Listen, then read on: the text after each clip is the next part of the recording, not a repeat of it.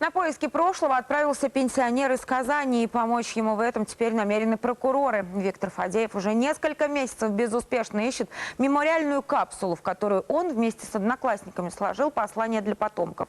Ее надежно спрятали в стене и собирались вскрыть на встречу выпускников через полвека. Время пришло, но читать, как выяснилось, было нечего.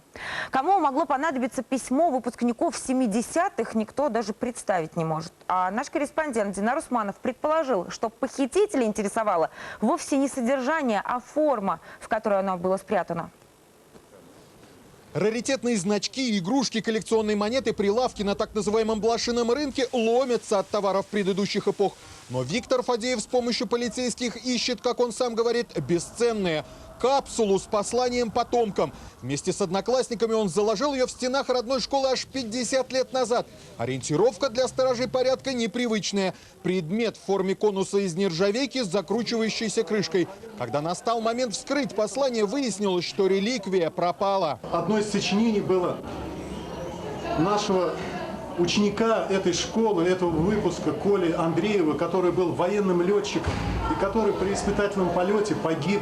Их выпуск, говорит Виктор Фадеев, был первым в школе. Признается, капсулу готовили с особым трепетом, закладывали торжественно, чинно. Но теперь попытки найти ее в стенах учебного заведения оказались лишь пустой тратой времени. За полвека руководство не раз сменилось, да и само здание уже не то. В 2012 году школа приняла капремонт. И, соответственно, после капремонта, возможно, когда была реконструкция, перестройка холла, скорее всего, капсулы этой и не стало. Виктор Фадеев, конечно, понимает, это бессмысленно. Возможно, капсула пропала по вине строителей, а может, школьники не дождались указанной даты. Что это? Кража? Халатность? С просьбой восстановить историческую справедливость мужчина обратился в прокуратуру. Там отметили, таких заявлений к ним еще не поступало. Капсула в здании школы отсутствует, и ее местонахождение неизвестно.